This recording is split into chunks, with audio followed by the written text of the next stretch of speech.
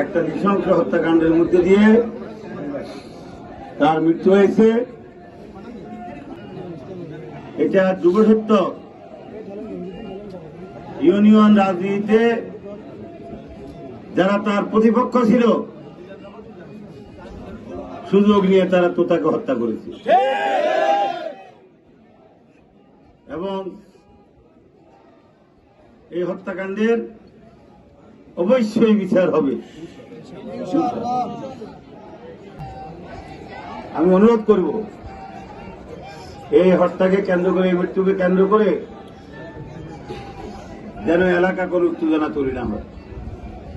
এলাকার মানুষকে ধৈর্য ধারণ করতে হবে, কারণ বিপদে ধৈর্য ধারণ করার জন্য আল্লাহ নিজেই বান্দাকে বারবার বলেছে এবং ধৈর্যশীলদের সাথে আল্লাহ নিজেই থাকে। যদি আপনার তার পরিবারের সদস্যরা সহ সবাই যদি ধৈর্য নিয়ে এই হত্যাকাণ্ডের সুষ্ঠু বিচার চান, আমার বিশ্বাস সুষ্ঠু বিচার হবে। হত্যাকারীরা কেউ এই হত্যাকাণ্ডের দায় থেকে কেউ রক্ষা পাবে না এবং তাদেরকে এই বিচারের সম্মুখীন হতে হবে। আর যদি এখানকার এই হত্যাকে কেন্দ্র করে কোনো কারণে এলাকার পরিবেশ নষ্ট হয়, তাহলে এখানে সাধারণ মানুষের ক্ষতি হবে, কষ্ট হবে নাকি। শুধু এইটুকু আপনাদেরকে আশ্বস্ত করতে চাই, আপনাদেরকে একটা কথা জিজ্ঞাসা করতে চাই, আপনারা কি শান্ত থাকবেন?